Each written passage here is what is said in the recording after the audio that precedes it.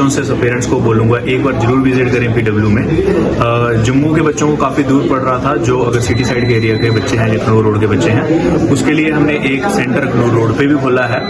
अच्छा, एक special message है मैं जो बच्चों को देना चाहूंगा, मैं बच्चों को बोलूंगा please focus on your career, फालतू एक्टिविटी पे ध्यान ना दें। आजकल बहुत कुछ चल रहा है, डिस्ट्रैक्शन से दूर रहें। Make your parents proud, institute provides proud, school proud and make your country proud. Please आप लोग करियर पे जरूर फोकस करें। Thank you.